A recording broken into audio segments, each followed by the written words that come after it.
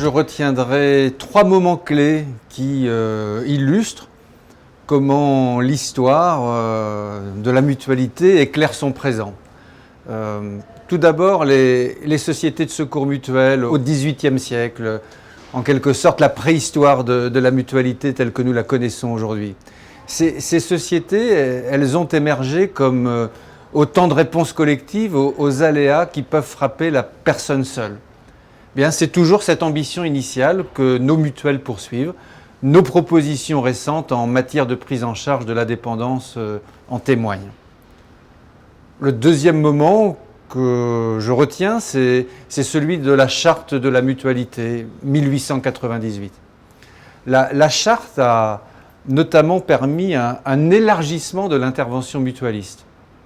Nous avons été autorisés à nous organiser sous forme d'union et à travers les unions, nous avons su créer des œuvres sanitaires et sociales. Aujourd'hui, ce ne sont pas moins de 2800 services de soins et d'accompagnement mutualistes qui accompagnent en proximité les Français sur tous les territoires. S'il faut retenir un troisième moment, c'est probablement celui de la création de la sécurité sociale en 1945. Beaucoup de mutualistes ont eu une appréciation inquiète de la création de la Sécu. Ils appréhendaient cette création comme pouvant augurer finalement de la disparition du mouvement mutualiste. La mutualité avait rempli son œuvre, la sécurité sociale l'a remplacée. Comme si l'étatisation allait se substituer à l'initiative libre et volontaire. Comme si la solidarité nationale remplaçait la solidarité mutualiste. Il n'en a rien été. Le développement de la Sécu s'est au contraire accompagné du développement de la mutualité qui, aujourd'hui, nous le savons tous, est indispensable à l'accès aux soins des Français et, de ce fait, couvre plus d'un Français sur deux. La mutualité, on le voit à travers ces 3 moments, reste fidèle à sa vocation de répondre aux besoins des personnes, à ses valeurs. À chaque fois, nous retrouvons une continuité dans notre action. Nous plongeons les racines de nos combats d'aujourd'hui dans ceux des mutualistes qui nous ont précédés.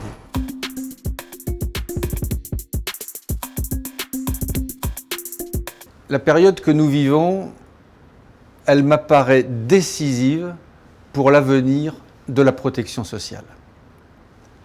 Notre système est mis sous tension par de nombreux facteurs, de nombreuses transitions. Transition démographique avec le vieillissement de la population. Transition épidémiologique avec la chronicisation des pathologies.